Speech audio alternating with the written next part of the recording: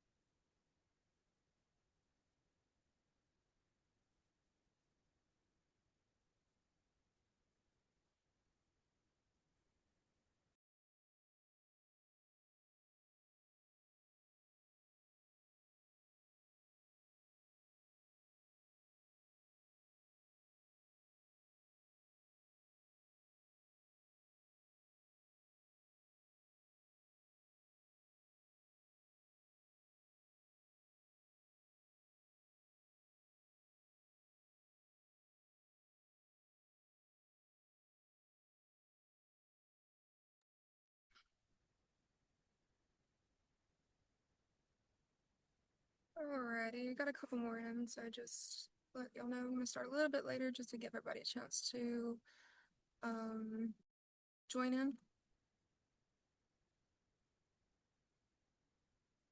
Probably start in around 3 minutes, 3 or 4 minutes.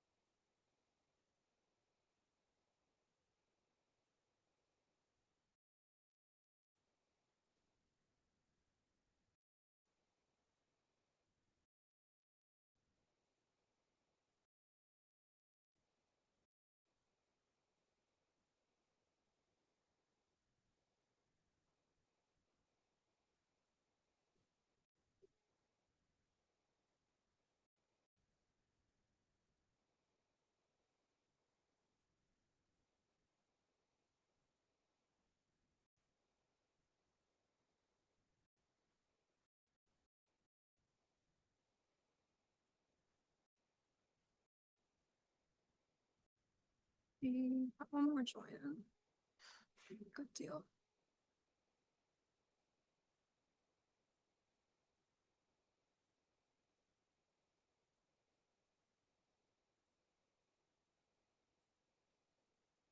Just a heads up, I see a couple more have joined in. We were going to start in about a minute just to give everybody a chance to join in and not miss anything. So just give us one more minute and I will go ahead and get started.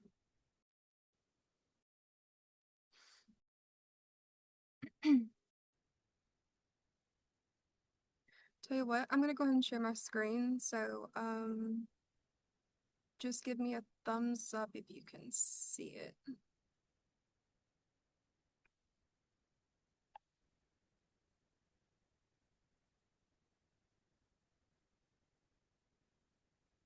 Good deal. Awesome, awesome, awesome, awesome.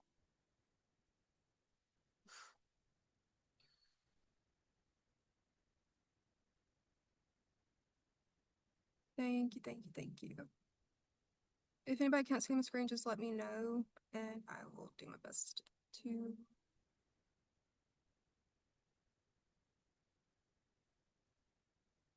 correct it. Alrighty. Tell you what, y'all, we're gonna go ahead and get started. If let's see here. Okay, nobody else has asked to join in, so all right, let's go ahead and get started here. So a little bit about me. My name is Bella. I am 21. I'm from Monticello, Mississippi, small town. I am a commercial aviation major attending Hines Community College. I have never been, I wasn't always interested in aviation. I did not like it. I didn't like the thought of it. But I decided to join Civil Air Patrol back in high school and fell in love with aviation and became the first woman in my squadron to become a lieutenant. I became the first woman to become a chief in my squadron and took my first flight back in 2022 and like I said, fell in love with aviation. Started in a little Part 61 school and got a bunch of hours, but decided that I needed a degree, so joined in Hines Community College, and that's where I am today. So, like I said, that's a little bit about me, but let's go ahead and dive into this presentation. Like I said, we're going to go over women in aviation, observing those who paved the way for us, a little bit of history. So I'll do a little fun question.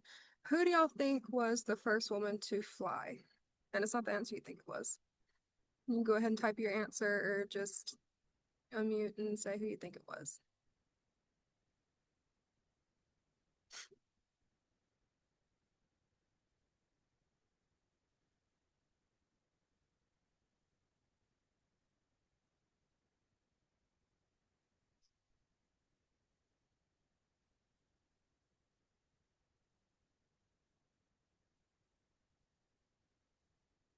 Bessie Coleman? Okay, good answer.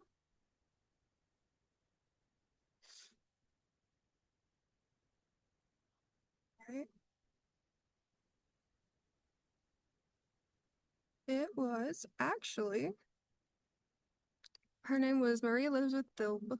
If I absolutely butchered that, I'm so sorry. But Miss Elizabeth was the first woman to make a flight in an untethered hot air balloon, quote unquote, the first woman to fly. Let's see here.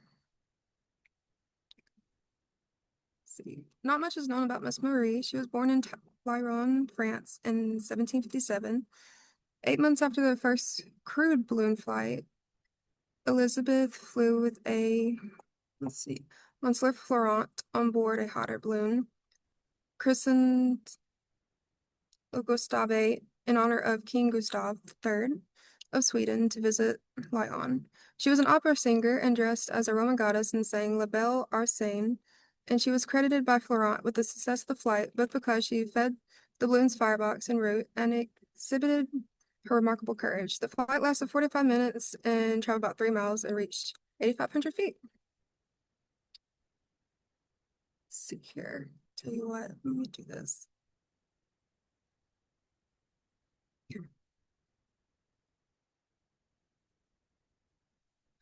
All right, next up we have Miss Ramonde Laroche, or best known as Elisa. She was the first French woman to be a licensed pilot. Born on August 22nd, 1882 in Paris, she was a thrill seeker and wanted to make a name for herself when women were not represented. She started out as a stage actress, and years later, she saw the Wright brothers and was fascinated. She attended various meetings and demonstrations of flight and decided aviation was for her. She turns to the Voisin brothers, renowned aircraft builders, in 1909. The Voisins agreed to teach her the basics of flying. On October 22nd, 1909, she made her first solo flight aboard a Voisin biplane. She became the first woman in the world to take on the skies alone. March 8, 1910, the Aero Club de France awarded her the Brevet de Pilot number 36. She was the first woman to receive the award, which was huge for that time. She was then named the Baroness of La Roche. Raymond de La Roche was asked to take part in air shows. A woman piloting a plane was such a sight as a plane flying back then. Unfortunately, airplanes back then were not safe, and unfortunately, she suffered a crash in 1910. She had stopped flying for a while, but finally got back into the air. In November 1913, she completed a 4-hour nonstop flight and earned the Coupe Femina, a distinction awarded by Aero Club de France to the most successful female aviators. She was not even part of World War I, but sadly, or I'm sorry, she was even part of World War I, but sadly not allowed to fly because women were not allowed to fly at that time. However, she became a driver and worked. After the war, she embarked on many feats, but unfortunately, during a test flight in the Crotoy, Picardy, the aircraft she was co-piloting crashed. And unfortunately, she died instantly at just 36. Let's see.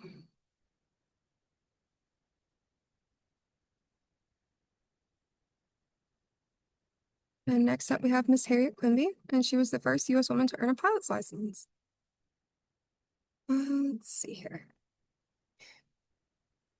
All right, Quimby's birthday and place were not well attested. She sometimes claimed 1884 in Oro Grande, California. By 1902, however, it is known that she and her family were living in California, and in that year, she became a writer for the San Francisco Journal of Dramatic Review. She later wrote for the San Francisco Call, for the Chronicle, and for magazines.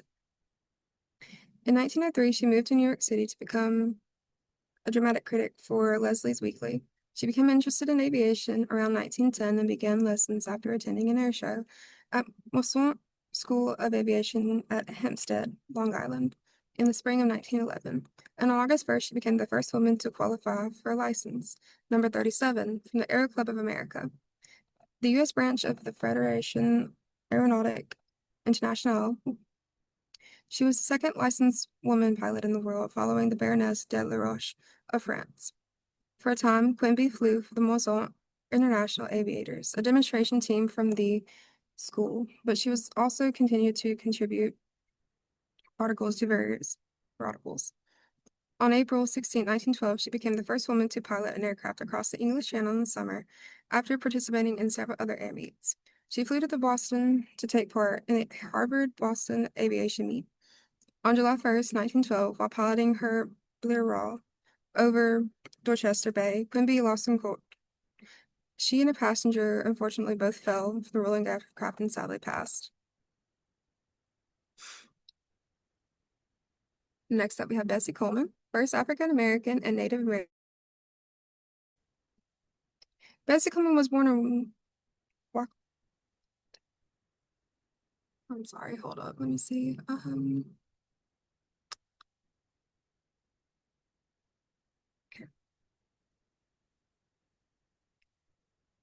All right. Bessie Coleman was born in Wax. I'm not even gonna say that because I'm actually gonna butcher it, but in Texas in 1892. Her mother was of African ancestry and her father was of African and Native American ancestry.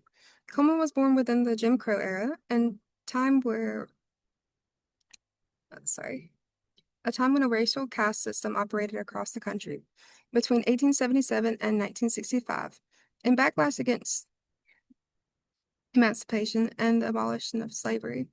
Local and state governments, especially in the South, disenfranchise African Americans through legal means and racist mobs violently, threatened the lives, housing, and public safeties were legally or socially segregated by race. Even while facing the violence and barriers created by Jim Crow segregation, George Coleman bought a small plot of land in Texas, 30 miles south of Dallas. That was her father, by the way.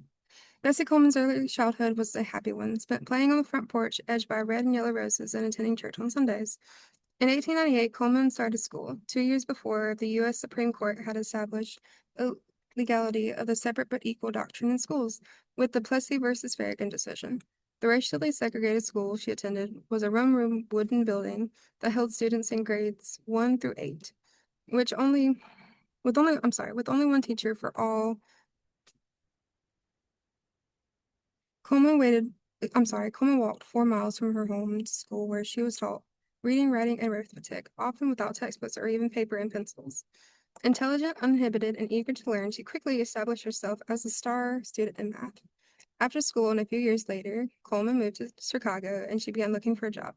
Most African American women who worked outside the home were domestic workers, although a few became school teachers. It wasn't until the First World War that factories would employ Black women. With limited opportunities, Coleman decided to become a beautician and enrolled in the Durham School of Beauty Culture to become a manicurist. She soon became one of the most popular manicurists in Black Chicago. She sat at a wooden table where her mostly male customers could be seen being groomed by a beautiful woman.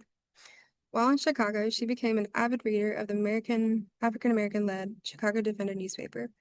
After 5 years in Chicago, Bessie learned to trade, married, found her own place to live, had seen her brothers go to war, and survived a rice riot.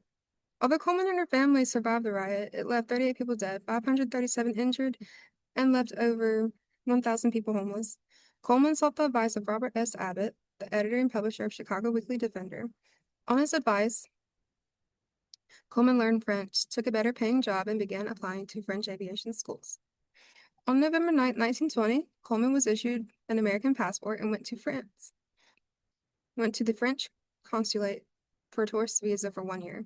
Then on November 20th, she sailed for France from New York City. Upon her arrival, she selected France's most famous flight school, the École d'Aviation de Paris Cauldron at Le Crotoy.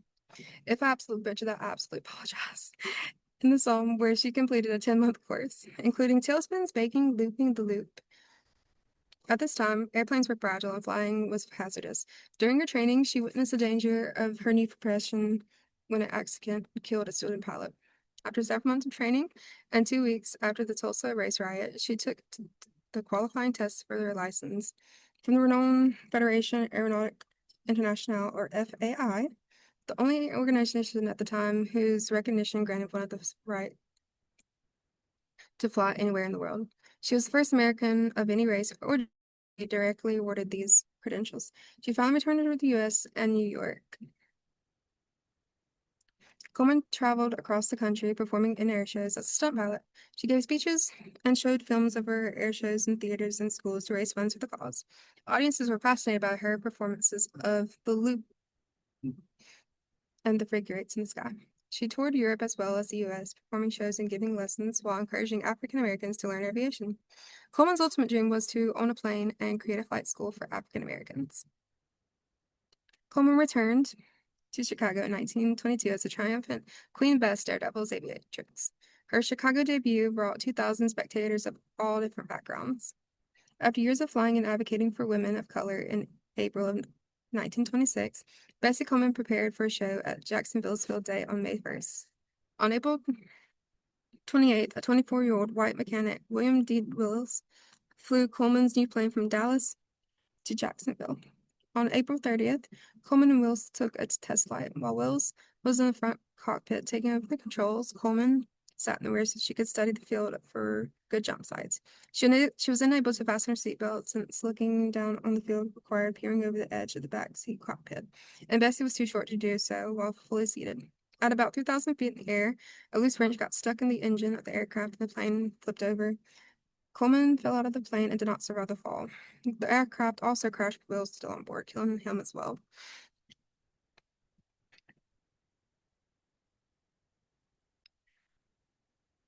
Okay. And now on to Amelia Earhart, first woman to fly across the Atlantic. Let me pull up my notes here. Alrighty. Amelia took an interest in nursing before aviation. In 1918, she left junior college to become a nurse's aide for the war in Toronto. After the war, Earhart entered the pre-med program at Columbia University in New York City, but left in 1920 after her parents insisted that she will live with them in California. There, she went on her first airplane ride in 1920, an experience that prompted her to take flying lessons. In 1921, she bought her first plane, a Kinzer Airster, and 2 years later, she earned her pilot's license. In the mid-1920s, Earhart moved to Massachusetts, where she became a social worker at the Denson's House, a settlement home for immigrants in Boston. She also continued to pursue her interest in aviation. During this time, promoters sought to have women fly across the Atlantic Ocean, and in April of 1928, Earhart was selected for the flight.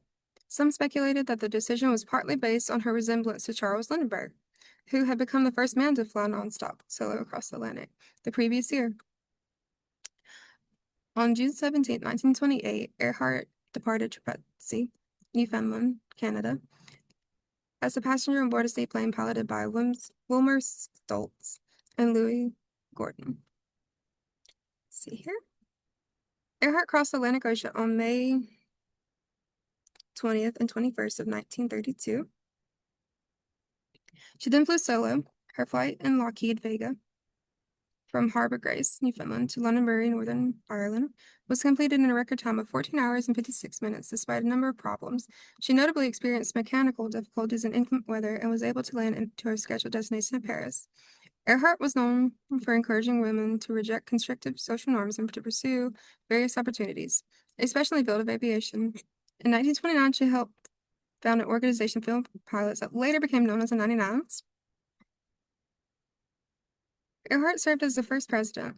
In addition, she debuted in activewear clothing in 1933, which is designed for the women who lives actively, basically the Lululemon of the time. In 1935, Earhart made history with the first solo flight from Hawaii to California, a hazardous route of 2,408 miles or 3,875 kilometers, which was about 500 miles longer than her 1932 crossing of the Atlantic.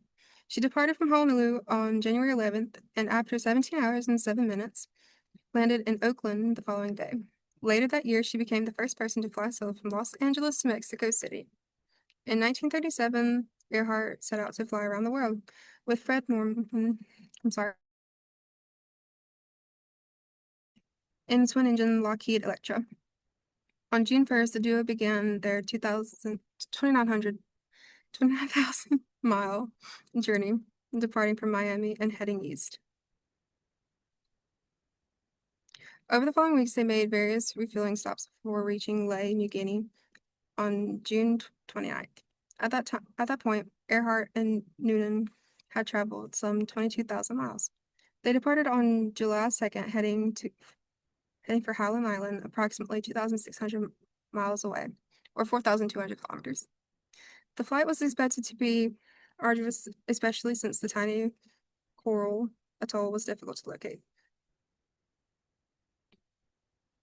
To help with navigation, 2 brightly lit U.S. ships were stationed to mark the route. Earhart was also in intermittent radio contact with Itasca, a U.S. Coast Guard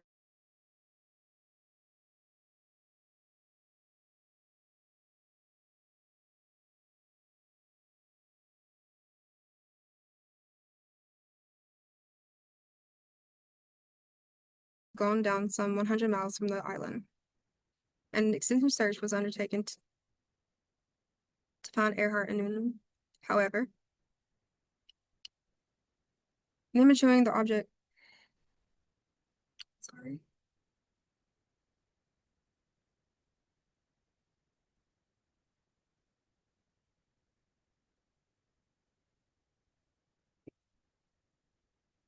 However, on July 19, 1937, the operation was called off and the pair was declared lost at sea. Throughout the trip, Earhart had sent her husband various materials, including letter and diary entries, and these were published in Last Flight 1937. 2020 satellite image shows the object had remained in the same lagoon spots since at least 1938. ALI joined the investigation after private citizen Michael Ashmore noticed the object in 2015 Apple Maps imagery, prompting the team to collect 26 additional satellite images from 2009 to 2021 and 3 more from Google Earth between 2022 and 2024.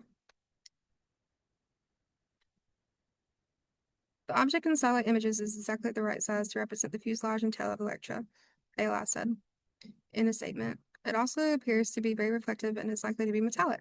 The mission named the Terrier Object Expedition will unfold in 3 phases: an on-site examination, a full-scale archaeological excavation, and the recovery of the suspected aircraft remains. We believe that the result of the Phase 1 field examination will probably be the confirmation that the Terrier object is indeed the Lockheed Electra aircraft, the team shared. This work, then, is likely to solve one of the greatest mysteries of the 20th century.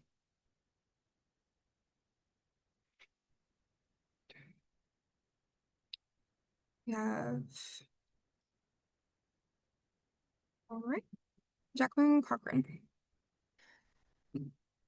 aka Jackie Cochran, was born in Bessie Pitt.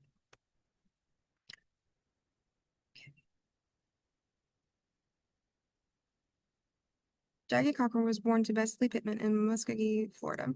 Her exact birth date is debated between sources. Her gravestone lists 1906, but Air Force records list her date of birth as May 11, 1910.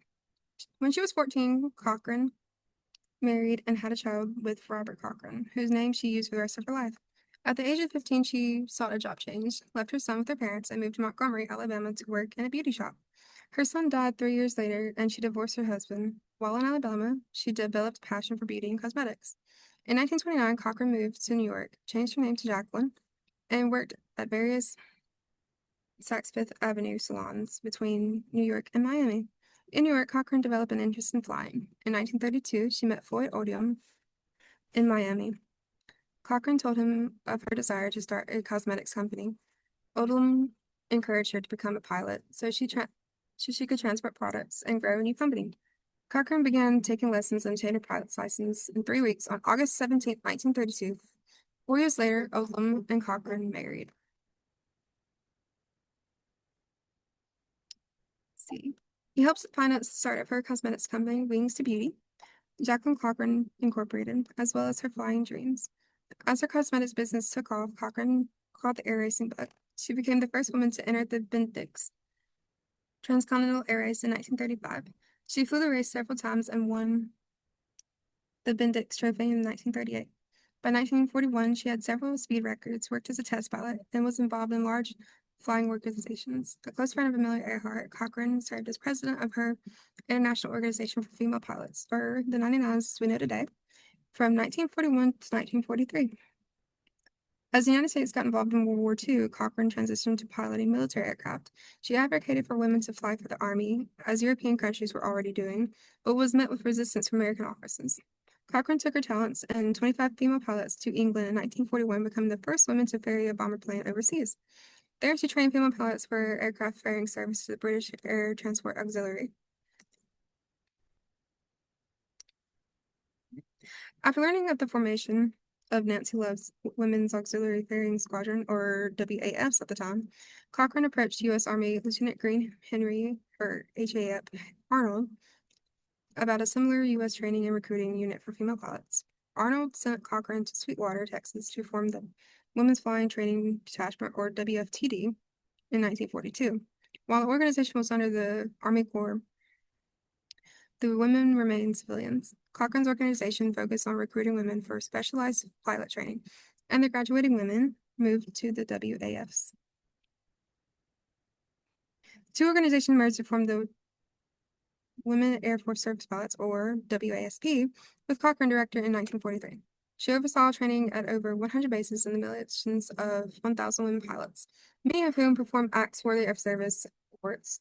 Whilst were not honored in their service until 2009, when they were presented with congressional gold medals. As the war progressed, Cochran wanted to militarize the WASPs and for all domestic missions. However, she wanted to keep the WASP separate from the Women's Army Air Corps due to their requirement differences. Cochran suggested the WASP disband if they could not be militarized. After her unsuccessful effort to make the WASP their own unit in the Army Air Corps, and backlash from male pilots, the organization was disbanded in 1944. Cochran worked as a correspondent for Liberty magazine for the rest of the war, witnessing the surrender of Japanese General Tomoki Yamashita and the Nuremberg trials. In 1945, she was awarded the Distinguished Service Medal for her direction of WASP, the first civilian woman to receive the award during World War II.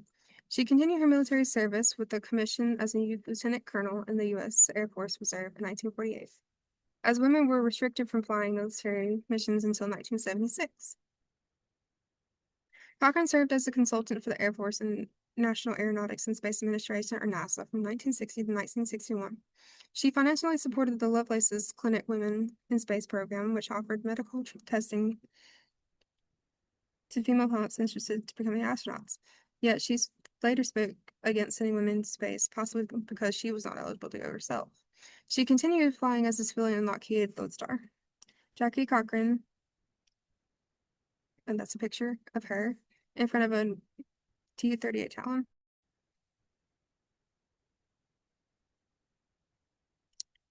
Alrighty. Let's see. With a military career and thriving cosmetic business under her belt, Cochran continued to break records in the sky following the war. She trained with Major General Charles Chuck Yeager, the first man to break the sound barrier, in a Canadair 586 Saberjet. She became the first woman to break the sound barrier on May 18th, 1953. 38 Talon, just a picture right there, and set an altitude record of 56,071.80 feet. In honor of these records, she was awarded the Gold Medal of Fédération Aéronautique Internationale, or World Air Sports Federation, or FAI, an international organization for air sports.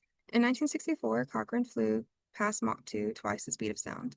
She held the speed, altitude, and distance records for both female and male pilots after her death. Cochran became involved with as many organizations as possible, all while maintaining her cosmetics business. While not flying or consulting for the Air Force, Cochran served as first female president of FAI from 1958 to 1960, overseeing record-breaking flights. She even had a brief attempt at a political career. Cochran maintained a friendship with General Dwight D. Eisenhower and helped organize the presidential campaign rallies. In 1952, she convinced Walt Disney Studios to create animated cartoons for his campaign. She ran for Congress in 1956 and won the Republican nomination, but lost to Democratic Dalip Singh Sawd. In 1967, Cochran was diagnosed with heart disease, preventing her from flying jets. She continued to consult for the Air Force and NASA until she retired with the rank of colonel in 1970. Cochran's health continued to decline and forced her to retire from flying completely. In 1973, Cochran and her husband moved to Indio, California, where they resided until his death in 1976 and her death in 1980. She is memorialized in the International Aerospace Hall of Fame and the U.S. Aviation Hall of Fame.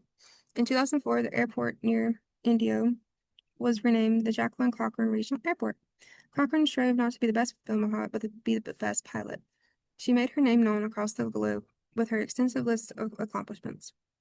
She worked to get women involved in the war effort, trained them to be the best, and involved herself in projects that put women in the air. Yet she had mixed feelings about the integration of women into the armed forces. Despite Cochran's own trailblazing career and the WASP accomplishments, she suggested the WASP be disbanded. Cochran believed that only the best women would serve, but not in combat missions. She advised against women in space or as airline pilots, stating that the moment they had children, they would leave service.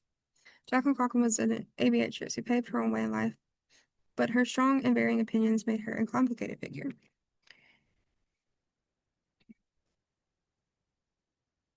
And now we move on to the WASPs, which were right. When the United States entered World War II in December 1941, it quickly became apparent that the U.S. Army Air Forces need more pilots. Jackie Cochran, which we had just talked about, and Nancy Hartnett-Love, both extremely talented aviators, suggested using women to fly non-combat missions, which would free up men for combat. During the war, nearly 1,100 highly trained women tested, flew, and ferried 12,650 aircraft over 16 million miles as WASPs. All right. Despite their service, the WASP was the only women's branch that was not granted military status during World War II. The recognition did not come until 1977. In 1938, Franklin D. Roosevelt authorized a federally funded civilian pilot training program. The program trained 400,000 men, most military aircraft. The program was also in a 1 to 10 ratio to men between 1939 and 1940, and most of those women also flew military aircraft during the war. Let's see. All right, as war loomed, efforts to integrate women into military aviation gained momentum. In 1939, First Lady Eleanor Roosevelt introduced pioneering aviator Jackie Cochran to General Henry Pat Arnold, Chief of the U.S. Army Air Corps. As General Robert Olds, future head of the Air Transport Command, or ATC, Roosevelt hoped to persuade them that female pilots could play a vital role in military aviation, as they did in Great Britain and the Soviet Union, where governments successfully employed female pilots. The European allies, desperate for pilots, utilized every resource available, including women. Let's see here. American leaders like Arnold were aware of other countries' use of female pilots, but not pursued them. In 1941, Arnold tasked Cochrane with ferrying a Lockheed Hudson V bomber to England to gauge public and military support for women flying military aircraft, which she successfully did. While in Britain, she joined the ATA, or Air Transport Auxiliary, and recruited 25 qualifying American women to serve alongside her there.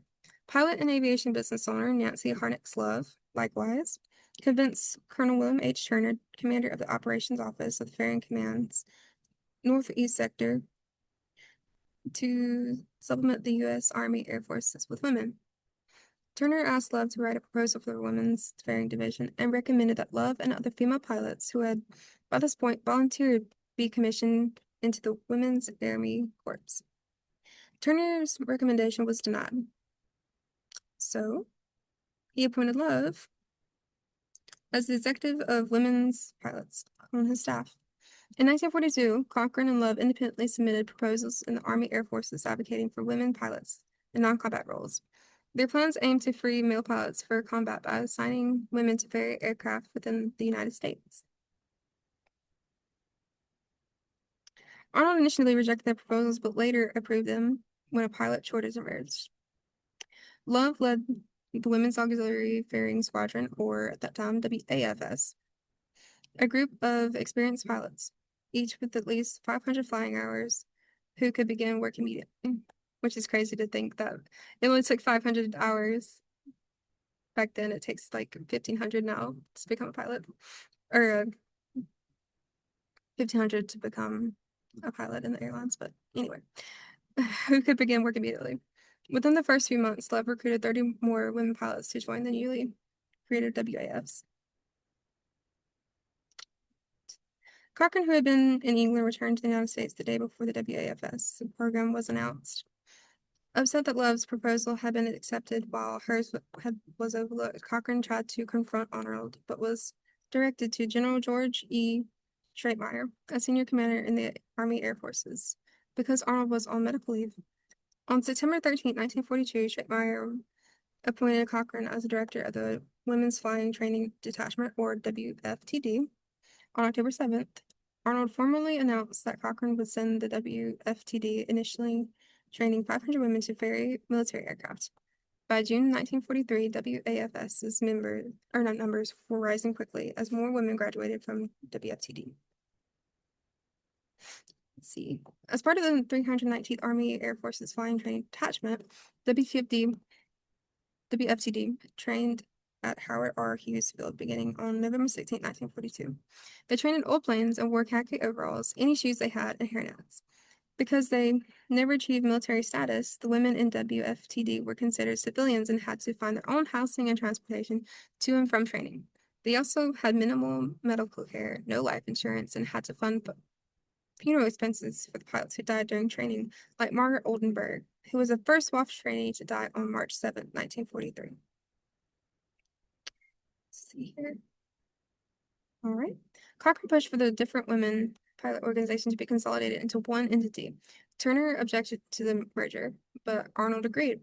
On August 5th, 1943, WFTD and the WAF were combined into the Women's Air Force Service Pilots, or, like I had said, WASP, with Cochrane as its director. The first WASP group began to train and was designated Class 44W1. Love became the leader of the WASP ferrying missions. Under her command, the pilots flew nearly every type of military aircraft in the Army Air Force's arsenal. The WASP and their mission. Let's see here.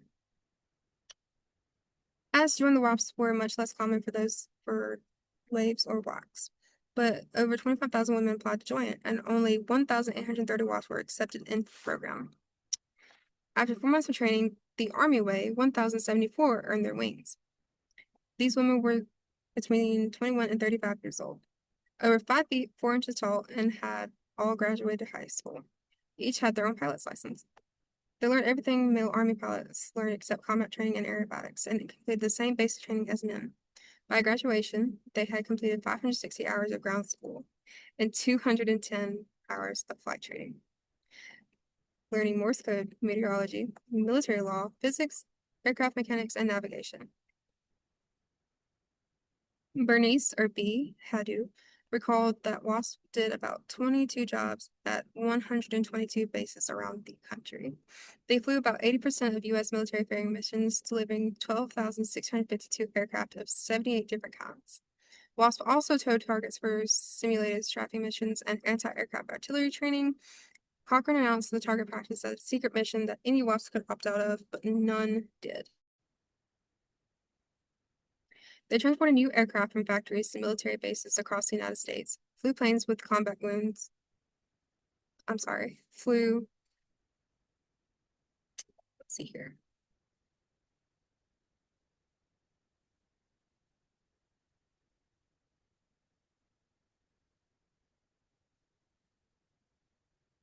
That many flatboys refused to fly, and collectively flew 16 million miles. Norma Hallberg, a WASP test pilot, recalled that WASP test pilots had to determine what was wrong with planes that were having trouble, bring them to a mechanic, and then to fly the planes again, make sure that they were fixed. Flory Miller Watson recalled not having access to radar navigation, so they had to stick their heads out the window and look down at the ground, which you could see, and hope you got the wind direction right. Shirley Cross likewise remembered having to fly low to find barns with the town names on them to determine where they were. Unfortunately, no black women flew for the WASP, but 2 Asian women, 1 Native American, and 2 Hispanic women did. Cochrane felt that the WASP were already pushing the boundaries by becoming pilots, and she did not want to push those boundaries any further by allowing black women to fly, which is absolutely sad. In the same way that pilots in the WETD did not receive military compensation for funeral expenses, WASPs and their families were responsible for funeral expenses of pilots who lost their lives in service to their country. During their service, 38 WASPs passed, including the first female Chinese-American pilot in the WASP, Hazel Ying Lee. 1 Gertrude Tompkins Silver went missing.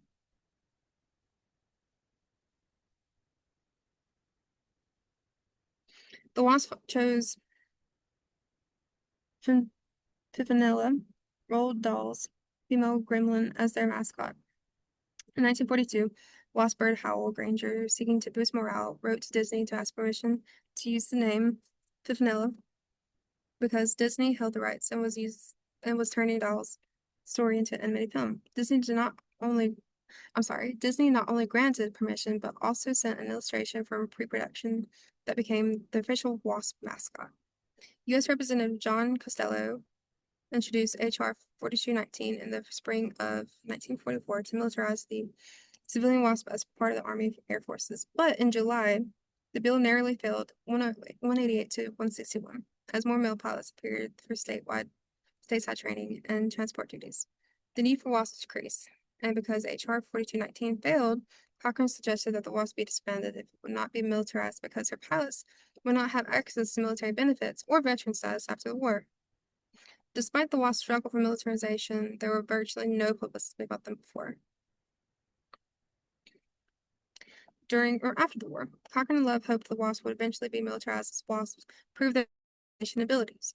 General Arnold planned to commission Wasp as second lieutenants in the Army Air Forces, but his plans were met with much resistance. Many male civilian pilots lobbied against the Wasp militarization, claiming that female pilots received preferential treatment to their male counterparts, which is absolutely incorrect. Like the WAC and the Waves, Wasp were the subject of a negative media campaign. Syndicated columnist Drew Pearson wrote on August 6, 1944, that Cochrane's Lady Flyers replaced instead of released men, and that 5,000 trained males sat around idly while Wasp continued their work. Arnold announced in October 1944 that the Wasp would no longer be justified because the Army Air Forces had enough male pilots. At the same time, General Turner wrote a letter commending the Wasp, saying, "The Wasps of the Ferrying Division leave behind a truly impressive record, one with I am sincerely proud to have been associated. They have accomplished far more than the safe and efficient delivery of hundreds of vitally needed aircraft. They have proved beyond all doubt that in times of national emergency, America gives women the most challenging assignments with complete competence."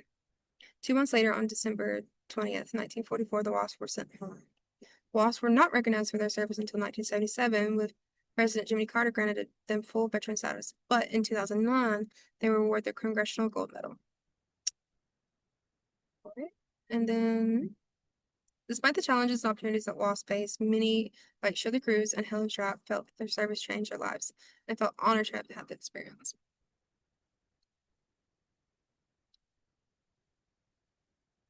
All right, and now we're moving on to Jerry Mock. She was the first woman to fly solo around the world. Alrighty. 27 years separated Amelia Earhart's tragic 1937 world flight attempt and Mock's 1964 success. In the last 60 years, at least 10 more women had completed solo world flights. Most recently, Zara Rutherford in 2022. She was briefly the youngest person and as of now remains the youngest woman to complete the flight. And although each one has benefited from incrementally improving technology, any world flight remains a significant challenge. Each of these aviators have followed their own vision. Mock's childhood dream, sparked by magazines and paper maps rather than today's internet, was to see the world. While a far cry from the average pilot of the era, defined as a male weighing 180 pounds, the petite Jerry Mock was not your average suburban mother of three either, to be honest. She was bored. After earning her pilot's license at 32, Mock accumulated 750 hours of flight time and then enthusiastically replied, "Why not?" when her husband half-jokingly suggested making more flight. They contacted the FAA for the international flying rules in January 1963 and learned no women had made a solo world flight. Mock earned, let's see, sorry, my internet's cutting out, my goodness. Mock earned her instant flight rating and prepared her route with help from her Air Force friends, making sure she would not exceed the required official distance for a round-world flight of 22,858 miles, or 36,787.559 kilometers. Ready. Planned spring 1964 departure, the NAA, or National Aviation, informed her that the second woman had filed for a world flight, Joan Merriam Smith, would depart in a twin-engine Piper Apache in mid-March. Both had submitted paperwork to require the exclusive sanction to set a woman's around the world speed record, but the NAA designated Mock as the official pilot because her paperwork had been fully submitted first. Though neither woman called it a race, Mock moved up her departure from April 1st to March 19th, 2 days after Smith. In any event, whoever returned first would undoubtedly get more public recognition. She departed Port Columbus Airport in Ohio, eastbound in Charlie. She dueled with a suspiciously disconnected radio wire en route to Bermuda, icing over the Atlantic, and sandstorms along the African coast. She inadvertently landed in Inchus Air Force Base in Egypt to be met by armed soldiers. Let's see. Perhaps a male pilot would have been detained. The bewildered soldiers kindly pointed out nearby Cairo International Airport and quietly cleared her for the short hopover. In Egypt, she crossed off one life goal, seeing the pyramids. Mock would reasonably surpass the official NAA world flight distance requirement. Smith, whose flight experience the all-women's international air race, had dreamed of recreating Earhart's intended equatorial route since earning her pilot's license at age 17. Let's see. Starting at Oakland, California, she flew to Miami, Florida, and south to Suriname, where her Apache suffered a lengthy fuel tank repair. She then flew on to Natal, Brazil, and east over the South Atlantic to Dakar, Senegal. A variety of aircraft and weather issues ultimately delayed each woman's progress, but Smith was flying a long route.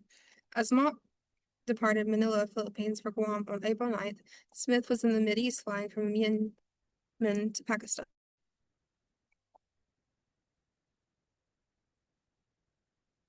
Let's see here. Naturally, the press wanted to talk about Earhart's catastrophic loss of the Pacific Ocean. Smith shared her thoughts as she faced her own flight from Lae, New Guinea, north to Guam on April 22nd instead of east to uninhabited Howland Island. Mott had little to say. Both women flew with confidence because they had proper communication equipment and training. Mott continued on without a hitch except for missing a celebratory luau in Hawaii, canceled by her overzealous husband, who thought she would need the rest.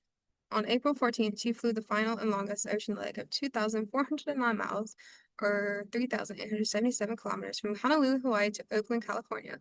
3 days later, on April 17th, the hometown cheered as she landed back in Columbus.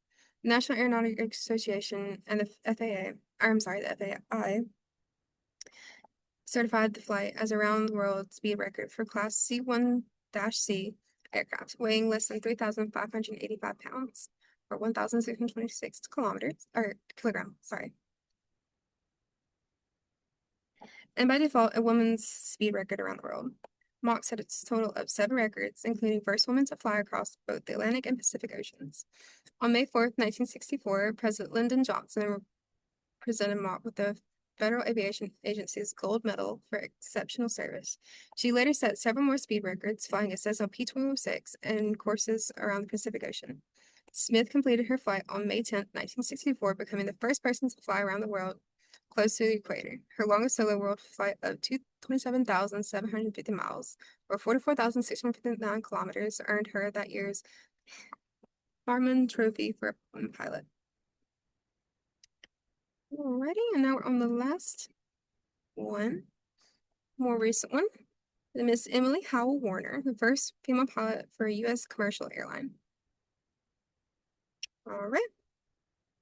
Emily Howell Warner was born on October 30th, 1939 to Emily Violet Boyd and John W.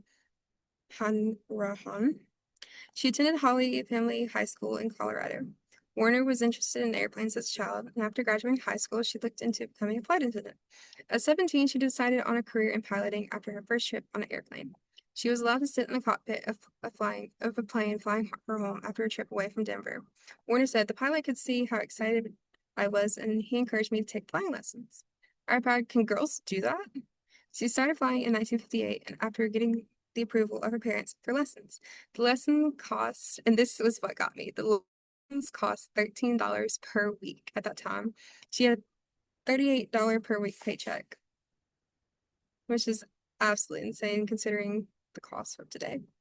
She sometimes worked 14 hours a day with a morning flight, a full-time office job, and an evening flight.